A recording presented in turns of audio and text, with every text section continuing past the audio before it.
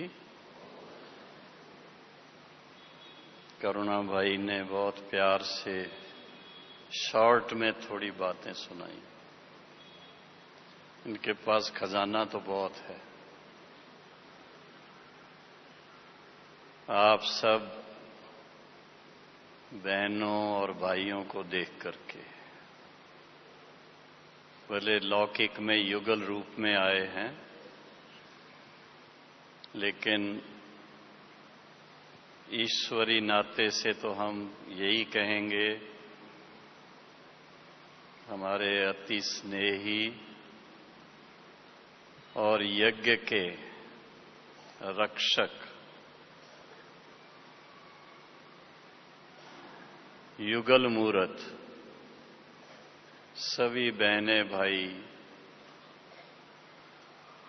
सारे भारत से, कुछ नेपाल से भी देखने में आए।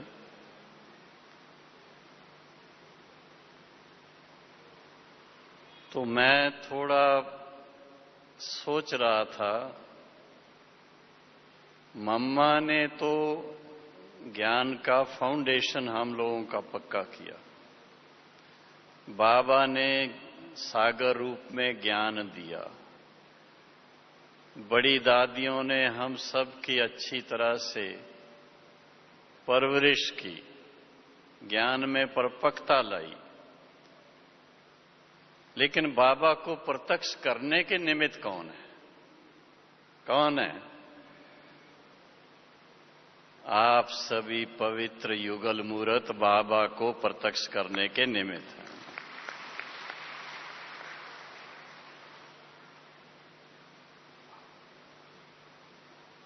क्योंकि मम्मा के संपर्क में आना, फिर बाबा के गोद में जाना, लौकिक रीत में भी क्या होता है? बच्चे को जन्म मां देती है, लेकिन पहले किसके गोद में जाते? बच्चे को नर्स जो है उठा करके बाप के हवाले कर देती है। फिर भी बच्चा किसके नजदीक ज्यादा रहता है? बच्चा हो या बच्ची हो, कोई भी हो, मां के जितना समीप होगा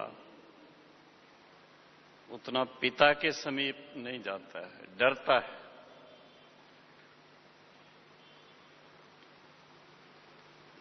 तो करुणा भाई ने एक सिर्फ छोटी सी बात सुनाई किसी बहन की,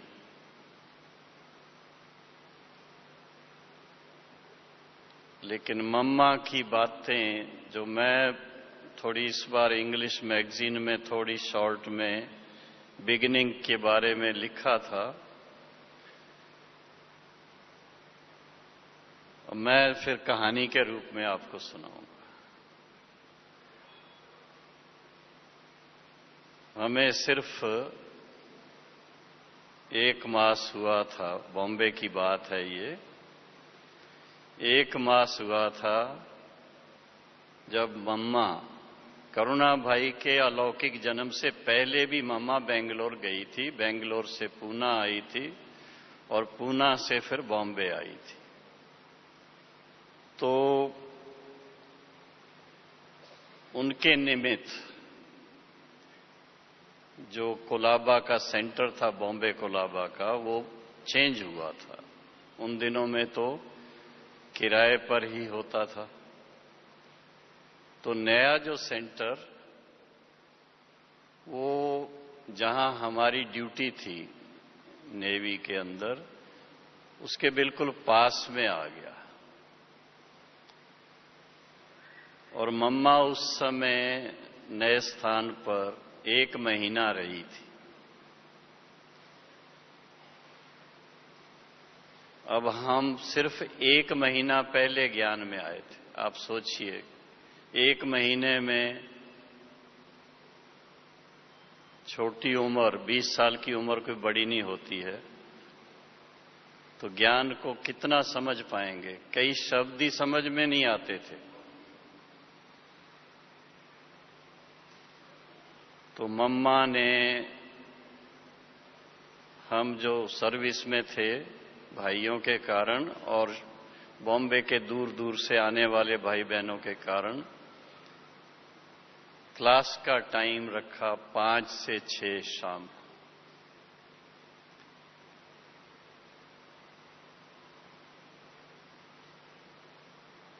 हम लोग फिर बाद में अपने स्थान पर जाके भोजन करके फिर वापस आते थे। फिर बाबा की वाणी दादी रत्नमयी सुनाती थी। और पहले जो 1 महीना हमारी ज्ञान की परवरिश की, वो हमारी उर्मिला बहन है जो गुजरात में गांधी धाम में है। तो उस समय मम्मा का बॉम्बे में आना और सभी जो 2-3 सेंटर थे वहां के भाई बहने क्लास में आते थे। मम्मा की वाणी जैसे करुणाबाई ने सुनाया, अब उसमें मैं मम्मा को सामने रखते हुए 3-4 प्रकार से मम्मा के बारे में आपको सुनाना चाहता हूं। मम्मा को जो कहा ही जाता है वो ज्ञान वीणा बजाती है। उनका चित्र भी ऐसा बनाते हैं भक्ति मार्ग वाले, ज्ञान की देवी। वो प्रैक्टिकल अनुभव होता था। हमारे मन में कोई क्वेश्चंस उठते थे, कोई भी बात होती थी, तो मम्मा की वाणी में जैसे उनके उत्तर मिल जाते थे।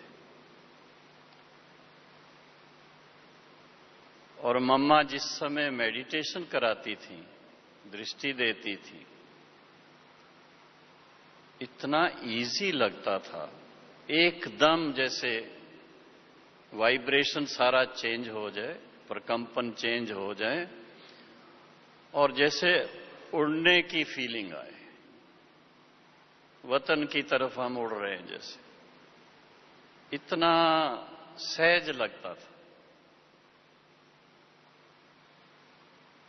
और बड़े बड़े अच्छे भाई बहने, नए भी होते थे, पुराने भी होते थे, मम्मा के क्लास में आकर के वाणी सुन के मम्मा की इतना संतोष उनको मिलता था, इतना संतुष्ट होते थे, इतने खुश होते थे।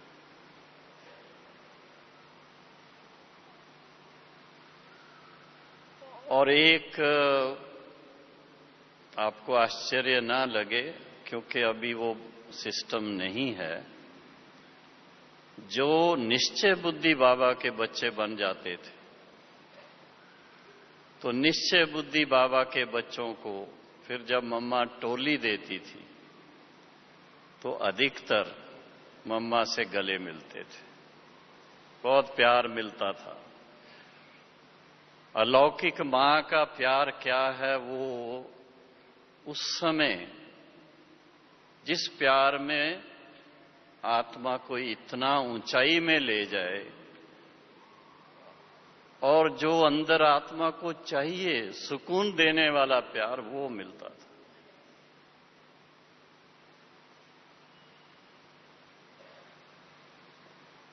एक महीना मम्मा की इस तरह की पालना वो मिली।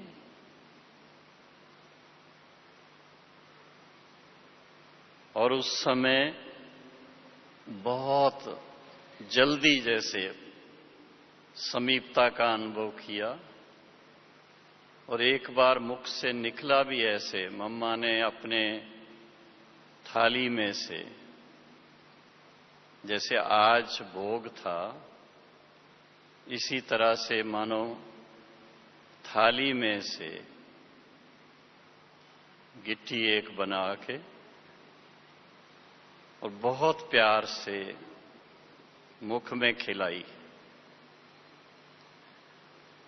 उस समय का जो अनुभव हुआ, रहा नहीं गया, एक्सप्रेस करने से रह नहीं पाया, व्यक्त करने से रह नहीं पाया। मैंने कहा, मम्मा आज मुझे ऐसा अनुभव हो रहा है जैसे मेरी खोई हुई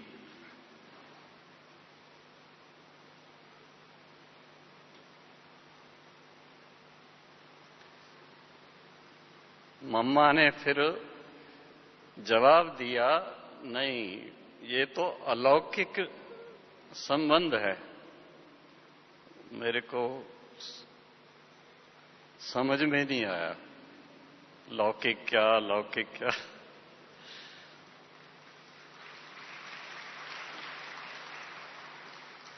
तो इस तरह से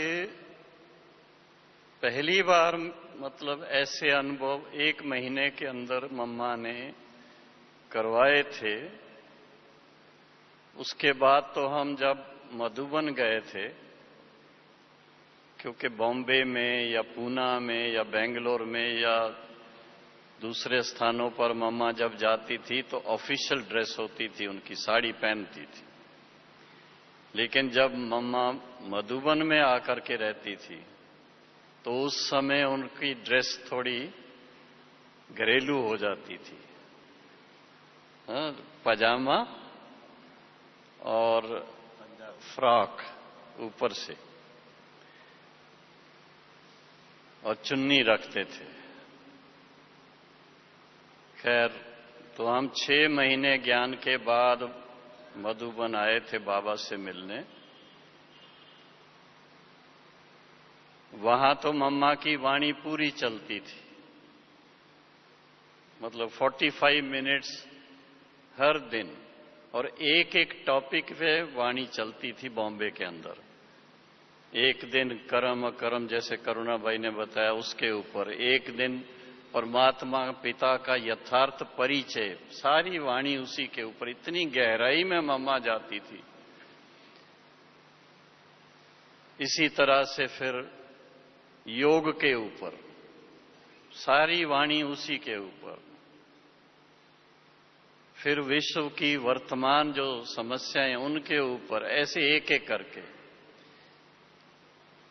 और जब हम मधुबन में गए तो मधुबन में बाबा के सामने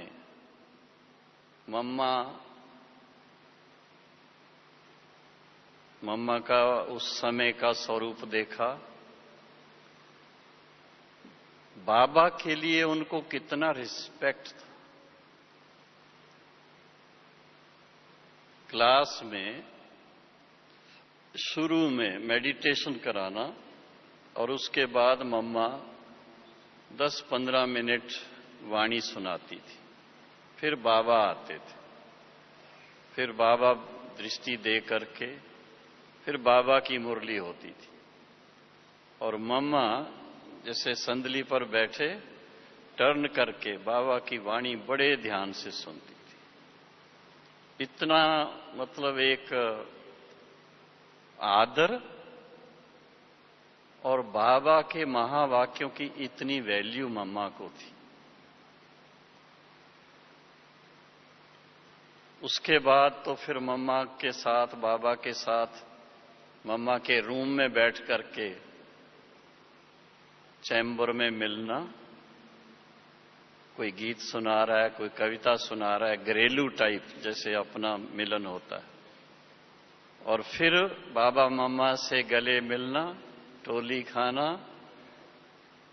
ये रोज का, हम उधर 1 हफ्ते के लिए गए थे, रोज की ये दिनचर्या। उसके बाद फिर मम्मा के साथ कोई बात करनी हो, कुछ दिल की बात हो किसी की, मम्मा सुनती थी। बाबा और मम्मा प्रैक्टिकली कि अलौकिक पालना क्या होती है, उसका अनुभव उन्होंने उस समय कराया। हम लोग थोड़े से लोग थे। आप सोचिए, 6-7 भाई बहनें बाहर से आए हों और 10-15 वहां रहने वाले हों, कितने लोग रहेंगे?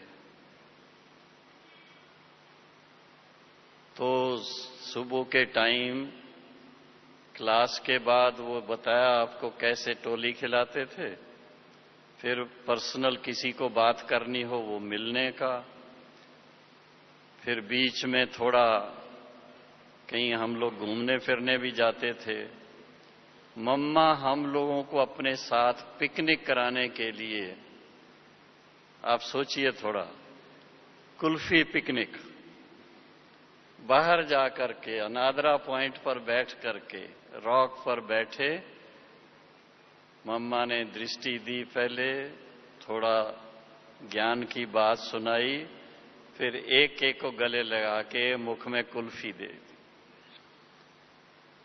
मां की पालना प्रैक्टिकल, जैसे आप सभी अनुभवी माताएं हो, उससे भी अलौकिक पालना और बढ़ करके। क्यों मैं कहता हूं और बढ़ करके? कभी बच्चों से नाराज होकर के आप माताएं उनको डांट भी देती होंगी, कभी थप्पड़ भी लगा देती होंगी, कभी कान भी पकड़ती होंगी, होता है ना ऐसे, सभी अनुभवी हैं। लेकिन इस तरह का मम्मा के पास या बाबा के पास कोई डर नहीं था।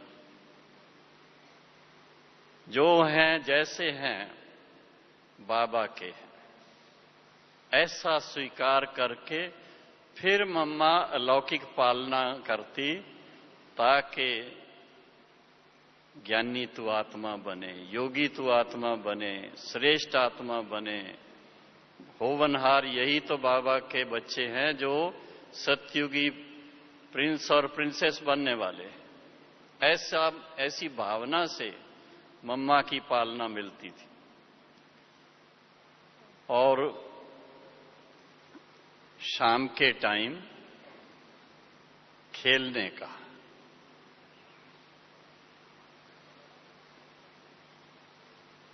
बैडमिंटन खेलते थे। बाबा की टीम, बाबा के साथ दो और होंगे, एक बहन एक भाई। मम्मा की टीम, उनके साथ एक भाई और एक बहन, 3 गेम खेलने की। जो जीत जाए उसको सिंगल टोली, जो हार जाए उसको डबल टोली।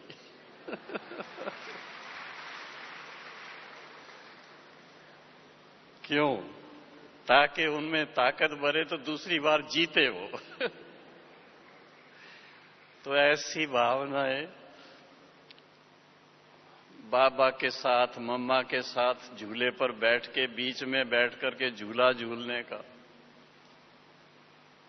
जैसे कि बाबा और मम्मा को एक ही बात दिल में होती थी कि इनको इस संगम युग पर ही, जो भविष्य की सतयुग की राजाई की बातें हैं, वहां बच्चों की कैसे पालना होती है,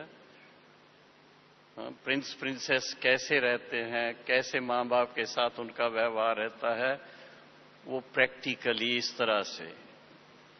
और मेरा ख्याल है वो एक हफ्ते के अंदर 2-3 बार तो ब्रह्मा भोजन था। ब्रह्मा भोजन में टेबल कुर्सी पे नहीं बैठते थे, ऐसे सफेद चादर बिछाई होती थी और बैठने का भी साथ में होता था। नीचे बाबा भी बैठेंगे, मम्मा भी बैठेगी, भाई बहनें भी सब बैठेंगे। और बाबा और मम्मा की खास एक बात रहती थी, बच्चों की अच्छी तरह खातिरी करनी है। क्यों? आप लोगों की आजकल खातिरी हो रही है कुछ? नहीं हो रही है। क्यों? बाबा की भावना या मम्मा की भावना यही होती थी, ये कल्प के बाद मेरे को ये बच्चे मिले हैं तो इनकी अच्छी तरह खातिरी करो।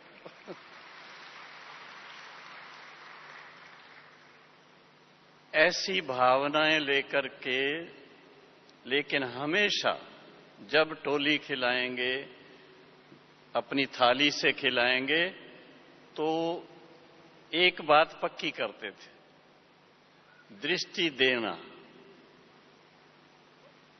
दृष्टि दे करके और मुख में वो खिलाएंगे। इस तरह से पहली बार जब हम गए हैं तो मम्मा के साथ का इतना सुंदर अनुभव उस समय रहा, बाबा के साथ भी और मम्मा के साथ भी।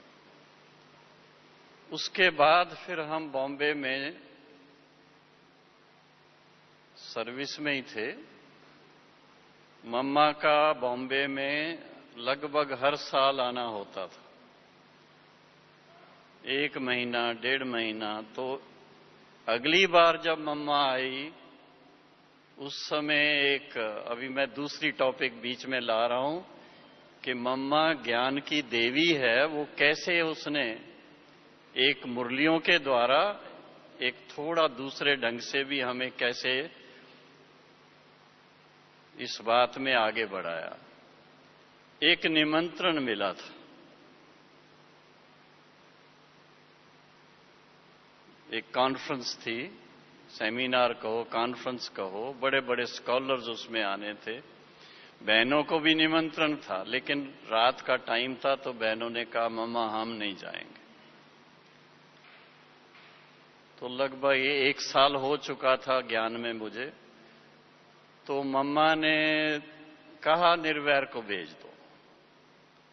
मैं 7 दिन के कोर्स का कराने का थोड़ा थोड़ा करता था, पर मुझे भाषण करना तो आता ही नहीं था। तो मैंने बताया बहन जी को कि मैं तो कभी भाषण किया ही नहीं है, और ये तो इतने बड़े बड़े स्कॉलर हैं वहां, मैं वहां जाकर के क्या करूंगा। तो मम्मा ने कहा मैं अभी सिखा देती हूं। देखो ज्ञान की देवी प्रैक्टिकल कैसे सिखाती है, वो अनुभव है। एक पहले भी क्लासेस में सुनाया है मैंने। कुर्सी पर सोफे पर बैठी थी, ये जो सोफे पीछे है ना, इसके जैसा बैठी थी। मैं उनके पास नीचे दरी पर बैठ गया, ऐसे हाथ रखा मेरे पीठ पर। मैं ऐसे देख रहा था मम्मा की तरफ। कहती है भाषण करना कोई इतना डिफिकल्ट नहीं है, बहुत सहज है, मैं आपको 1-2 मिनट के अंदर सिखा देती। तो मम्मा ने उसी टाइम पर कि टॉपिक क्या है, मैंने कहा विश्व शांति। ये तो बहुत सहज है, जिन्होंने ये रखा है प्रोग्राम उनकी बहुत महिमा करना पहले कि आपने बहुत अच्छा टॉपिक रखा है। फिर उसके बाद क्वेश्चन पूछ लेना कि विश्व शांति थी कभी दुनिया में, फिर उसका उत्तर देना सतयुग में कैसे विश्व शांति थी। ऐसे करके करके सृष्टि चक्र का जैसे ज्ञान सारा उसमें आ जाए, वो सुना करके लास्ट में बताना कि अभी फिर से सचमुच जिसमें विश्व में शांति है ऐसा युग परमात्मा स्थापित कर रहे हैं। कैसे कर रहे हैं फिर वो परिचय देना। ये 5 बातें मम्मा ने उसी समय सिखाई, और वो सीख करके मैं गया भाषण करने के लिए, और आपको आश्चर्य होगा आधे घंटे से ज्यादा भाषण किया मैंने। वो बड़े बड़े स्कॉलर, बड़े बड़े पंडित, मुसलमान भी थे, हिंदू भी थे, सब थे, बड़ी बड़ी डिग्रियां उनकी। उनके सामने मैं 20-21 साल का लड़का। लेकिन मम्मा ने एक बात कही उस समय कि भाषण शुरू करने से पहले बाबा को याद करना, फिर शुरू करना, और जब पूरा करो तो सबको 3 मिनट साइलेंस कराना। जब ये सब कराया तो फिर लास्ट में हमने अनाउंस भी कर दिया कि अगर किसी को ये चित्रों की कॉपी चाहिए तो वो मिल सकती है। प्रोग्राम पूरा हुआ, सबसे ज्यादा भीड़ मेरे पास इकट्ठी हो गई वो लेने के लिए। तो मम्मा ने इस तरह से भाषण करना सिखाया, तब से लेकर के भाषण करने में कभी कोई प्रॉब्लम नहीं आई आज दिन तक। और इसी तरह से बाबा ने फिर लिखने का सिखाया था, आर्टिकल लिखना करना। वो बाबा की देन है। तो मम्मा ने इस तरह से, फिर उसके बाद मम्मा का विशेष एक पार्ट रहा, बाबा ने, साकार बाबा ने मम्मा के ऊपर वो बात रखी।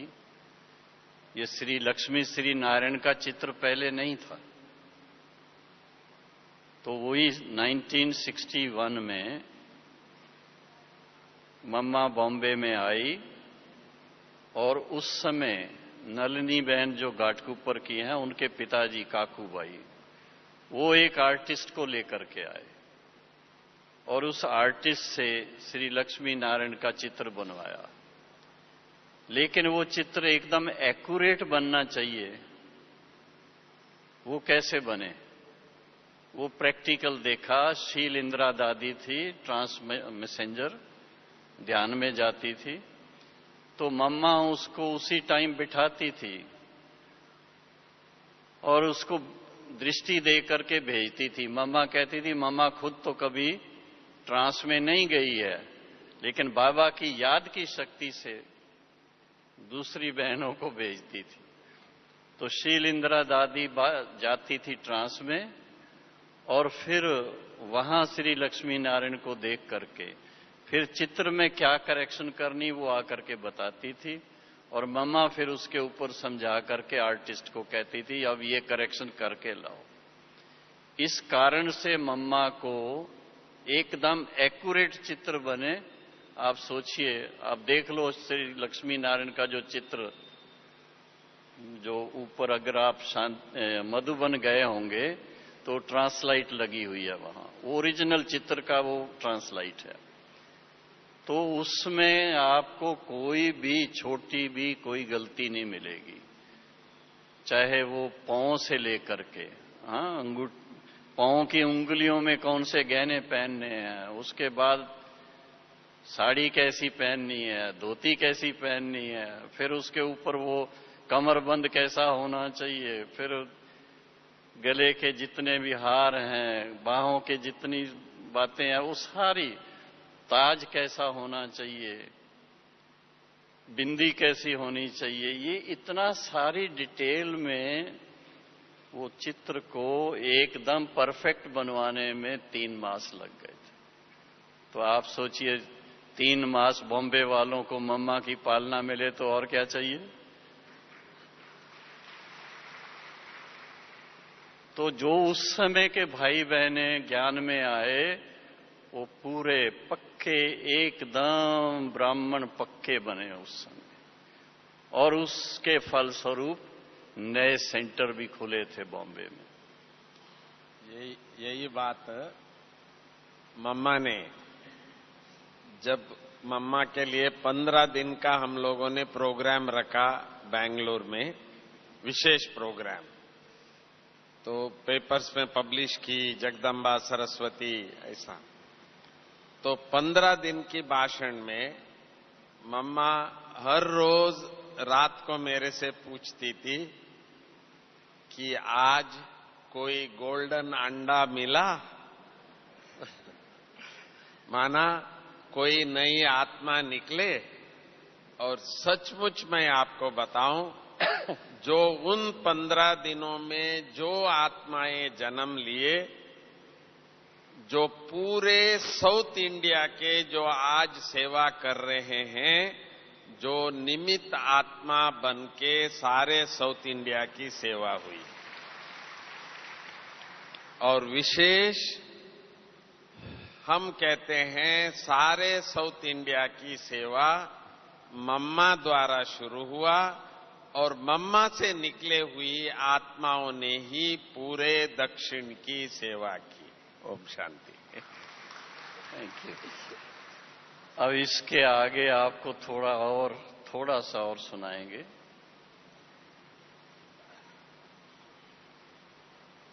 आप सोचिए, उस समय सब जो आद की ओम मंडली की बहनें थीं, जिसमें मम्मा की मां, मम्मा की बहन और उस समय की और दादियां, सब मम्मा के आने पर, बाबा के आने पर बॉम्बे में इकट्ठी हो जाती थी। तो इतने फरिश्ते इकट्ठे हो जाएं तो हम लोगों को कितना लाभ मिलेगा, जैसे कुंभ मेला लग जाता था। अब इसके बाद फिर सेवा की और बातें हैं। मैं जब छुट्टियों पे जाता था तो बाबा जयपुर भेज देता था सेवा के लिए, 2 महीने की छुट्टियां। 1960, 61, 62 3 साल लगातार 2-2 महीना सेवा की वहां। और लास्ट में जब मैं वहां से सेवा करके आके मम्मा को सारा समाचार सुनाया तो मैंने कहा, मम्मा मेरी तो दिल है मैं पूरा ही ईश्वरी सेवा में लग जाऊं। आज कोई ऐसे बहनों को कहे तो बहनें एकदम से हाँ नहीं करती हैं, मैं साफ बता देता हूं। और मम्मा को इतना इस बच्चे पर प्यार रहा, मम्मा ने कहा ये तो बहुत अच्छी बात है। मनुष्य को जीवन में क्या चाहिए? खाने को 2 रोटी चाहिए, पहनने को 2 जोड़ी कपड़ा चाहिए। वो तो यज्ञ से प्रबंध हो सकता है, भले पूरी सेवा में लग जाओ। उस दिन से मेरे दिमाग में वो जो मम्मा ने बीज डाला तो बुद्धि चलने लगी कि मेरा जो हिसाब किताब मैंने खुद बनाया हुआ उसको कैसे खत्म करूं। और वो मैंने धीरे धीरे करके सब पूरा किया। और सन 63 में 1963 में लौकिक जो कारोबार थी, इंडियन नेवी में जॉब था, उससे छुट्टी मिल गई। वो फिर अपनी कहानी है। छुट्टी लेने के टाइम पर कैसे बाबा की मदद मिली, योग बल कितना यूज हुआ, वो सब बातें अलग हैं। लेकिन मम्मा ने अगर ये संकल्प नहीं दिया होता तो शायद मैं इतना उमंग में नहीं आता। आज मेरा यहां बैठना उसका श्रेय न सिर्फ बाबा को जाता है बल्कि मम्मा को भी उतना ही जाता है। वही मैंने भी बताया कि मम्मा ने जो एक शब्द कान में डाला, अरे ये तो कल पहले वाला बच्चा है जो आप सभी आज भी देख रहे हैं, ये भी मम्मा का श्रेय है। परंतु एक बात मैं सुनाना चाहता हूं कि बड़े भाई बड़े हैं, छोटे सो छोटे हैं, इस बात का भी मम्मा निमित्त बनी। ये जो भी बड़े भाई है हमारे, ये बाबा मम्मा से ऐसे मिले जुले रहते थे और ऐसे बात करते थे जैसे कोई बच्चा लौकिक माँ बाप से जैसे फ्री होके जैसे चलते हैं। पर मेरे लिए मम्मा ने जो बाबा के सामने बिल्कुल बाबा को स्वयं शिव बाबा के ही रूप में देखती थी। मम्मा कभी भी ब्रह्मा बाबा, शिव बाबा इस प्रकार की मैंने कभी मम्मा में नहीं देखा।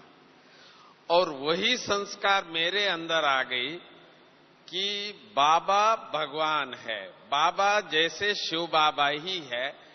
तो मैं कभी भी बाबा से इजी नहीं होके चल पाता था, जबकि निर्वैर भाई, रमेश भाई, वो सभी इतना फ्री होके बाबा के साथ इतना इजी थे।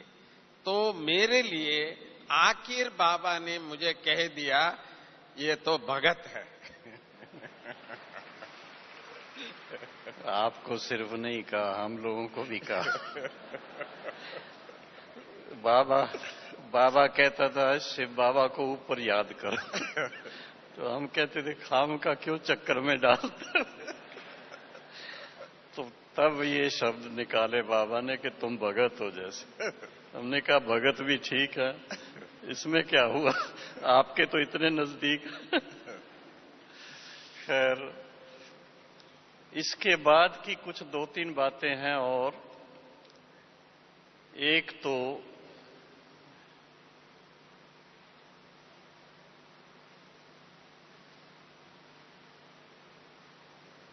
बॉम्बे में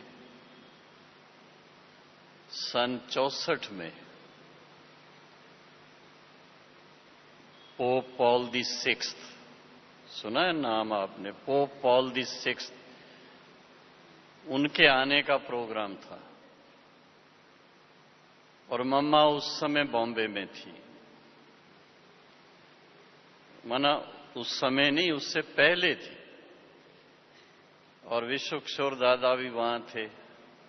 तो बाबा ने न्यूज़पेपर में पढ़ा और बाबा ने एक रफ टेलीग्राम बना करके मम्मा को भेजी कि इसको रिफाइन करके और वहां से बॉम्बे से ये टेलीग्राम पोप पॉल को भेजनी है। और वो विश्व किशोर दादा, मम्मा, मेरे को भी पास बिठा लिया।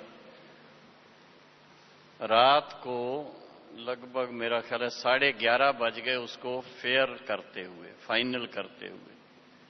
और विश्व किशोर दादा ने सारी टाइप की, 1 पेज का वो टेलीग्राम था जिसका सार यही था, यानी इतनी अथॉरिटी से मम्मा की तरफ से वो टेलीग्राम गई थी।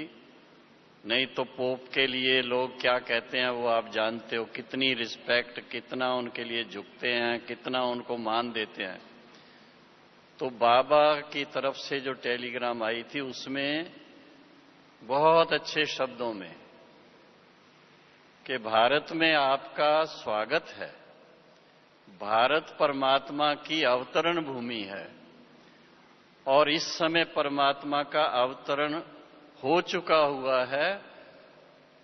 जो इस समय अपने विश्व के सभी आत्माओं को, बच्चों को पवित्रता, सुख और शांति संपन्न मुक्ति और जीवन मुक्ति का वरदान देने के लिए आए हुए हैं, आप भी भारत में आ रहे हैं तो आप भी वो वरदान प्राप्त कर सकते हैं। इस तरह का टेलीग्राम उनको गया था।